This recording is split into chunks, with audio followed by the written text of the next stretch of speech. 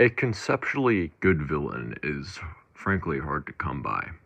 I'm not talking about a well-acted villain. I'm not even talking about necessarily a well-written villain. I'm talking about a villain that is truly unique. There are certain films that I don't think are good films, or films that I even necessarily like or enjoy. But I still love them because they're truly one of a kind. Films like Come True and its awful ending, Glorious and its also awful ending, or Stop Motion and its awful ending. Yeah, okay.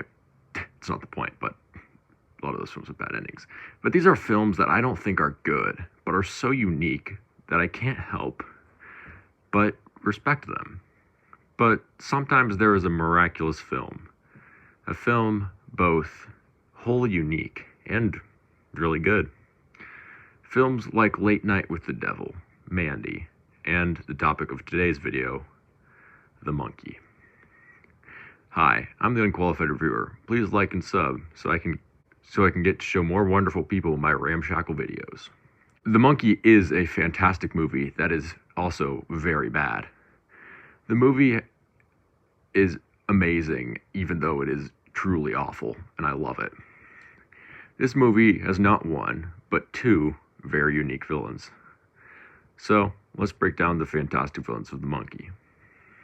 But before I actually talk about the titular monkey, which you could argue isn't even a villain, I'm going to talk about the secondary antagonist, or I guess if we're not going to call the monkey a villain, primary antagonist.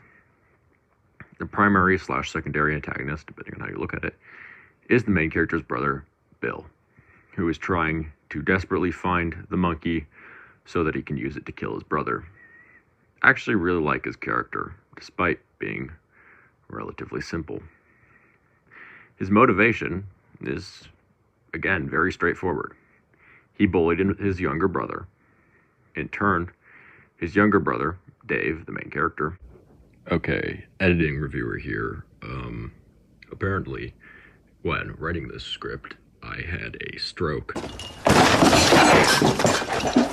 And the main character's name is Hal. I don't know where I got the name Dave from, but I'm too lazy to go back and fix it. So whenever I call the main character Dave, just know that it's actually Hal.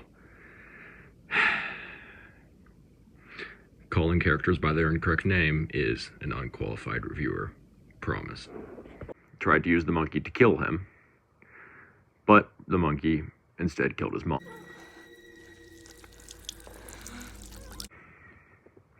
Bill became desperate to kill his brother using the monkey, but wanted Dave's son, Peter, to do it to inflict as much suffering on his brother as possible.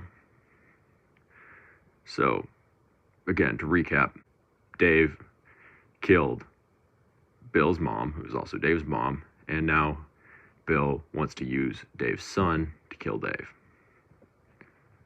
Pretty straightforward. Bill's a fairly tragic figure, though. He's a man driven almost mad by the idea of revenge, and from realizing that his brother killed his mom while trying to kill him.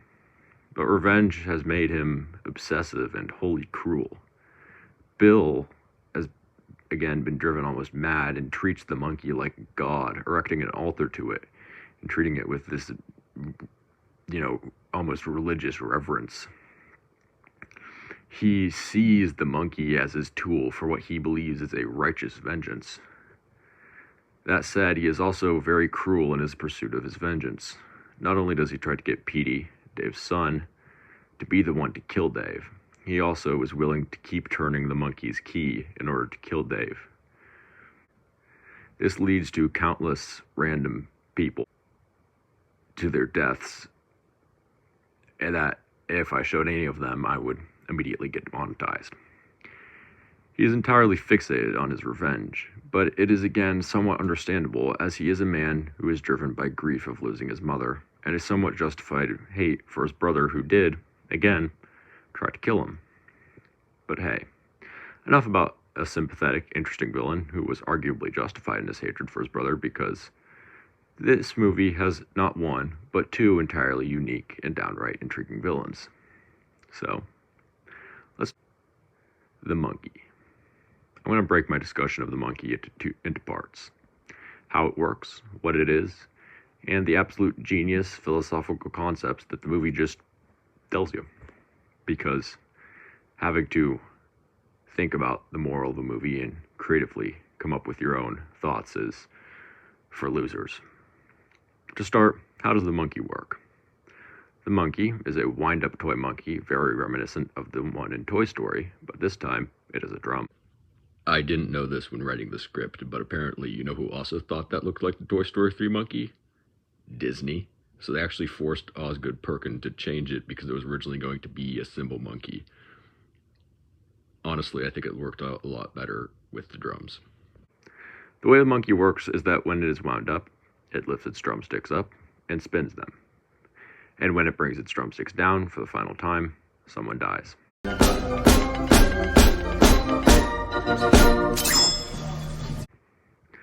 The reason I bring up how the monkey works is because the way the monkey works, in my opinion, is brilliant. Too often, movies give us an uber generic grimoire that summons demons because some absolute genius decides to read out a Latin book bound in human skin. Good job, Fred.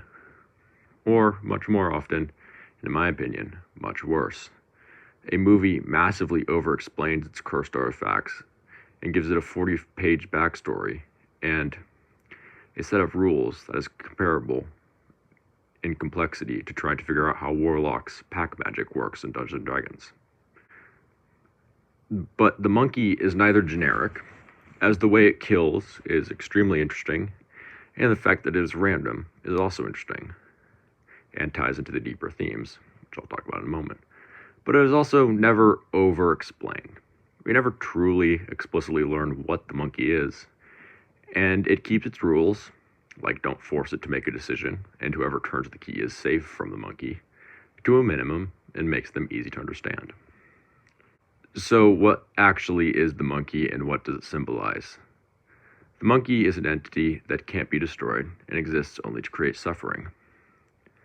When initially planning the script, I was going to draw the connection to the horseman we see at the end of the film, saying that the monkey is death. But after actually thinking about it, I think the opposite might be true. I think the monkey might represent life. A core theme of the film is how the monkey's box says, like life on it. As in, the monkey is like life, acknowledging the randomness of life and how each of us could go at any time. This is demonstrated in how the monkey does not take requests and will just destroy a random person.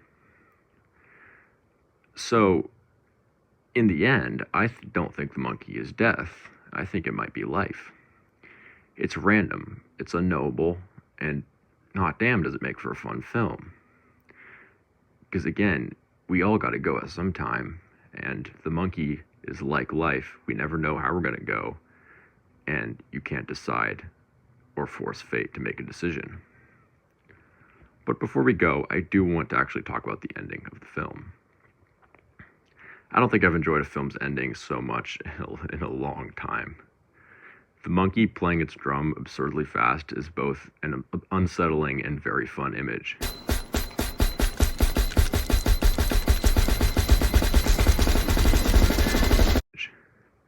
But beyond that, I do want to say that seeing the Horseman of Death was just a really cool moment.